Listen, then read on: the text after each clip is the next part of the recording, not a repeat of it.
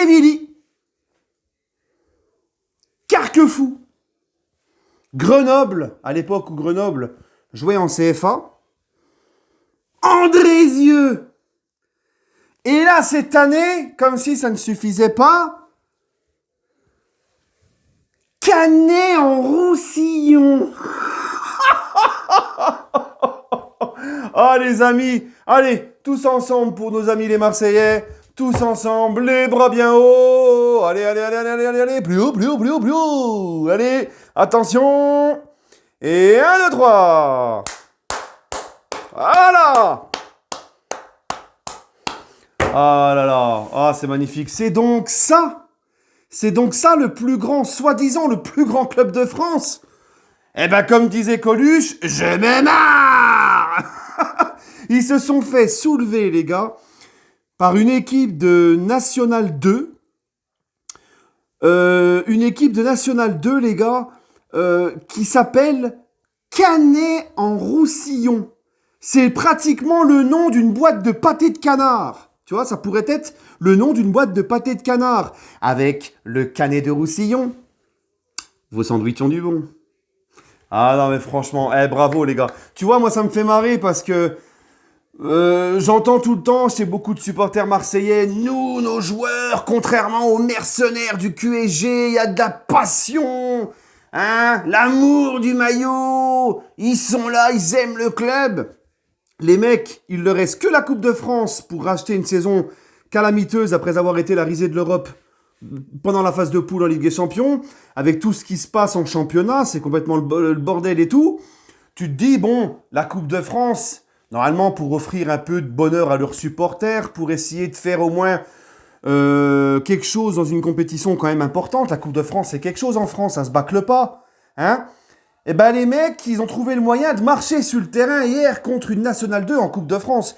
Alors excusez-moi, mais même les mercenaires du PSG respectent un petit peu plus la Coupe de France et se bougent un petit peu plus le coquillard sur le terrain. D'accord, en Coupe de France, hein, les mercenaires du PSG qui n'aiment pas le club et ceci et cela. Alors moi je dis bravo, et puis je finirai, parce que hein, on va passer au Barça maintenant, je finirai sur cette magnifique phrase, rappelez-vous, d'André Villas-Boas, qui n'est plus l'entraîneur de l'OM, mais qui nous disait il n'y a pas si longtemps que ça, que c'était à cause du budget des Qataris, la différence de budget, que l'OM n'arrivait plus rien à gagner. J'ai envie de te dire, peut-être que l'émir a payé les Canet-Roussillon, je sais plus comment il s'appelle, t'as vu, j'ai déjà oublié. Enfin bref, ah là là, continuez comme ça à nous faire marrer les amis marseillais, et puis voilà quoi. Bref, bon, le Barça maintenant, PSG-Barça, match retour les gars, après-demain. Moi je fais l'avant-match aujourd'hui, quand c'est des gros matchs comme ça, j'aime bien faire l'avant-match, l'avant-veille, tu vois. Là les gars, PSG-Barça, 8e de finale retour de Ligue des Champions. Alors on a fait le job à l'aller 4-1. J'ai fait une vidéo, je l'assume, celle de jeudi dernier, où je ne crois pas du tout à une remontada. Parce que le Barça, c'est plus ce que c'était. Le PSG, comme l'a si bien dit Abdou Diallo, beaucoup de joueurs ont changé. L'équipe du Paris Saint-Germain, actuellement, elle dégage, elle a grandi, elle a pris confiance en elle. Beaucoup de joueurs avec du caractère, des joueurs je ne vois absolument pas. Et puis en plus, à l'époque de la remontada, Neymar était dans le coin adverse, c'est lui quasiment qui a tout fait. Là, il sera avec nous. Je vois vraiment pas le Barça au Parc des Princes en plus remonter 4 buts comme ça, nous en mettre 4 au parc. Voilà, hein. C'est bien beau, les Barcelonais qui y croient, qui nous citent la remontada contre Séville, la remontada de 2017, remontada de je sais pas quoi. Ouais, mais tout ça, c'était à Barcelone. Sinon, à l'extérieur, le Barça, c'est justement eux qui prennent des remontadas. Hein. La remontada contre Liverpool, la remontada contre la Roma, c'était à l'extérieur. Le 8-2 contre le Bayern, c'était aussi pas non plus au Camp Nou. Je les vois pas faire une remontada au parc. Si encore, à la rigueur, on avait gagné 4-1 au parc, et que mercredi, le match était au Camp Nou, encore à la rigueur, je serais dit, bon, ok, mais voilà. En plus, quand je vois le professionnalisme de Pochettino, et ça, je voulais en parler, les gars, parce que c'est important, la mise au vert de Pochettino, hein, de maintenir ses troupes concentrées en isolement comme ça, concentrées sur cette rencontre. un peu plus de professionnalisme, d'accord, et on retient les erreurs du passé, parce qu'on se rappelle quand même que la remontada qu'on prend dans la gueule face à Manchester au Parc, alors je me rappelle plus pour celle de Barcelone au Camp Nou, mais je sais que celle de Manchester au Parc, on n'avait pas du tout fait mise au vert, les joueurs étaient venus individuellement, chacun de leur côté, en mode presque c'est fait, hein, Alves et je sais plus lequel qui étaient partis juste avant faire leur course aux Galeries Lafayette. Là, stop, hein, un peu plus de professionnalisme, Leonardo est là, Pochettino est là, ça fait plaisir, voilà. Par contre, demain, les gars, mercredi, pardon, moi, je veux pas de match nul ni de défaite. Même si on se qualifie, parce qu'on peut perdre 2-1, 3-2, 2-0, même si on prend une défaite qui nous éliminera pas, ou même un match nul, je n'en veux pas. Je veux une deuxième victoire, les gars. Parce que les Barcelonais, ils parlent trop, leur nouveau président, il parle trop. Qu'on mette une bonne fois pour toutes les points sur les i. Une deuxième branlée, les gars, s'il vous plaît. Et comme ça, on en finit avec la remontada, le machin. Hein, parce que même les médias français, j'ai encore vu Foot Mercato tout à l'heure qui fêtait l'anniversaire de la remontada. C'est saloperie de médias français, mais comme je vous l'ai dit, on n'attend rien d'eux. C'est saloperie de médias français. Hein, qu'on leur fasse fermer tous leur bouche, on est seuls contre tous. Demain, les gars, montrez-leur que vous êtes des bonhommes, que vous avez de l'honneur, une fierté. Et comme ça, on leur met une branlée à l'aller, une branlée au retour. Et tout ceci sera lavé à jamais. Et quand on réaffrontera dans le futur le Barça, voire même une autre équipe, il n'y aura plus de Montada, équipe faible, équipe qui n'a pas de mental au retour, machin. Il faut en finir définitivement avec tout ça. Voilà, les gars. Sur ce, j'aimerais évoquer...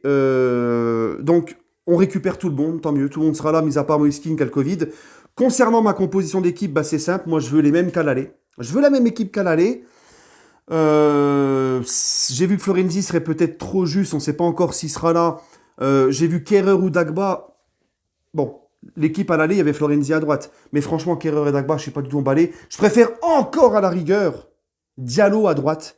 Rien que pour défensivement contenir Jordi Alba ou je ne sais quoi. Mais là, franchement, Dagba Kehrer à droite, ça me ferait trop peur.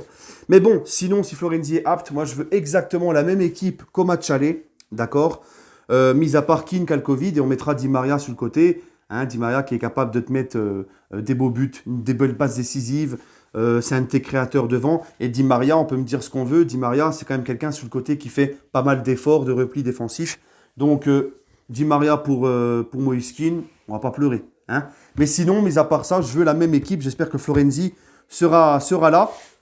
Et sinon, en ce qui concerne, et je vais finir par ça, les amis, en ce qui concerne, et aussi mon pronostic, en ce qui concerne Neymar, ça a fait débat. Moi, les gars, je vais vous donner mon avis. Neymar, je le prends dans le groupe. Je le mets dans le groupe parce qu'il a bossé pour revenir jouer cette rencontre. Ça lui tient à cœur.